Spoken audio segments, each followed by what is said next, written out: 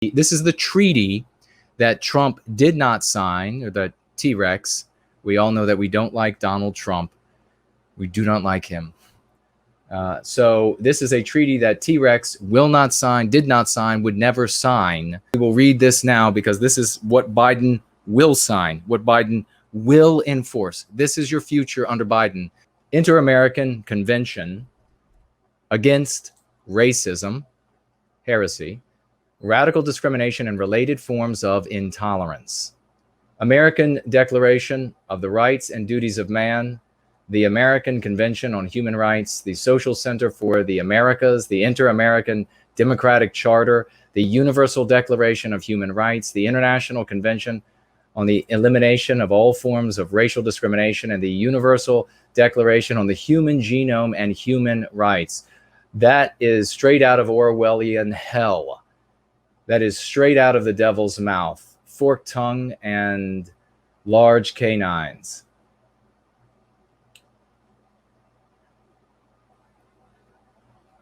Let's see, indicates that the legal obligation of the government to adopt. So it's the obligation of the government to adopt social measures to groups that may be victims of racism. Principles of equality and non-discrimination among human persons are dynamic, democratic concepts that foster the promotion of effective legal equality and presupposes an obligation on the state's part to adopt special measures to protect the rights of individuals or groups that may be victims of racial discrimination in any area of human endeavor, whether public or private, with a view to cultivating equitable conditions for equal opportunity and a combating of racial discrimination in all its individual, structural, and institutional manifestations.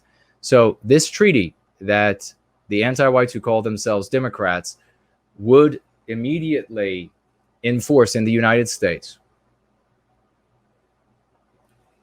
states that it is not just the right of the state to do this, not just the moral thing or the ethical thing to do, but it is the obligation of the state to discriminate against you and your family and everything you care about in favor of non-white groups and also other victim groups that claim that they are victimized in order to inflict victimization on Western kind.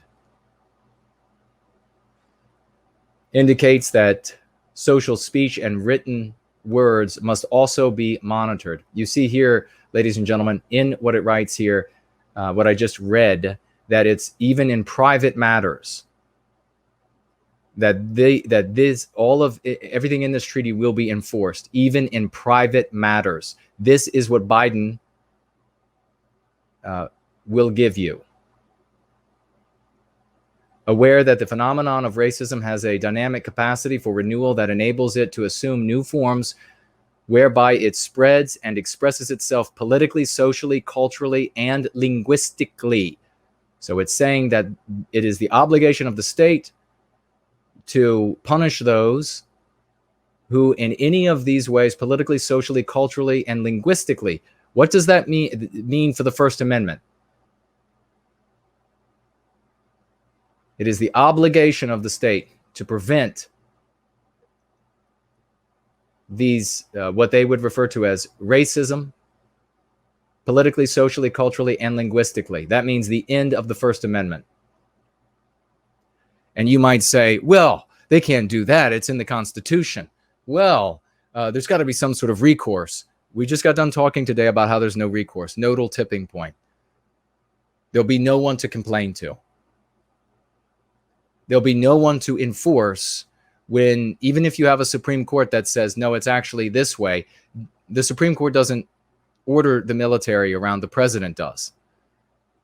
Congress is in control of the purse. So the Supreme Court could say all day long, here is an opinion that would protect Western kind, Westmen in the United States. And you know that the Pelosi's and the Bidens are going to say, who cares what you say? Who cares? You don't have the ability to stop what we're going to do. So this idea that you're gonna punish T-Rex, or you're going to get conservative America to act more vigorously in their defense, act more vigorously by what nodes? By what nodes? There aren't enough anymore. Taking into account that victims of racism, racial discrimination, and other related forms of intolerance in the Americas are people of African descent, indigenous peoples, and other racial and ethnic groups or minorities. So in other words, everybody but white people, or groups by their lineage, ethnic origin affected by such manifestations. Again, everybody but white people. Convinced that certain persons and groups experience multiple or extreme forms of racism, discrimination, and intolerance. Certain persons, driven by a combination of factors such as race, color, lineage, national or ethnic origin, or others recognized in international instruments. In other words, the government will get to decide. The state, it's the obligation of the state to decide who are the people that are victimized and how badly are they victimized, and therefore how intense or severe the punishment for you and all of us to right the wrongs of how badly these people are treated. This will be brought to you by a Biden presidency.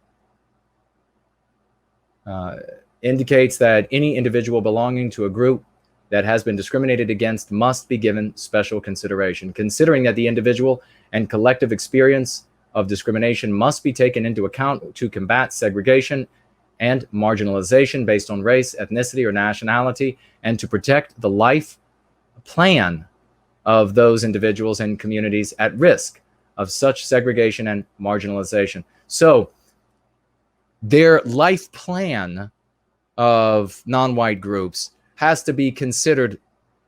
If you've moved to an area, but not your life plan, if you've moved to an area that in its outcome is segregated, in other words, that all white area, well, the anti-whites who call themselves Democrats are going to say, you are guilty of establishing a framework in which these non-white people have had their life plan disrupted, and you are going to be punished for it. You are going to have to pay for that to be remedied, and we will move on. This, again, will be brought to you by a Biden presidency.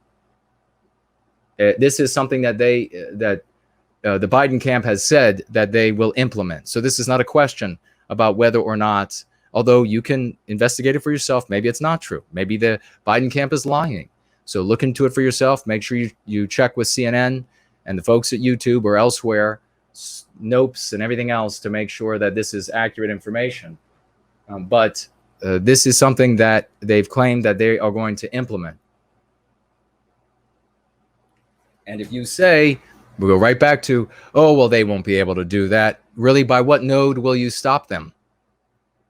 What node or nodes will you stop them? The same ones now that are allowing the cities many cities to be absolutely handed over to radical anti-whites. So much so that the police departments and ones in Minneapolis wrote a letter, and this may or may not be true, to the residents and said, surrender to criminals. Do not anger the criminals. Give them your phone and your wallet. You can look into this to see if this is true. Don't believe that it's true because I'm telling you that somebody else said it was true on the media, in the media. Go look into it for yourself. It's being claimed that there was a letter sent out by the police department saying, do not anger the criminals that come to harm you. Give them whatever they want and obey their commands. That is the kind of world that the anti-whites want to inflict on the totality of the United States. That is the kind of world that you will get with a Biden presidency. They will be pushing for that on a national level. And again, on what level, what nodes of power are you going to resist that? We need T-Rex for 4 more years to spread going free.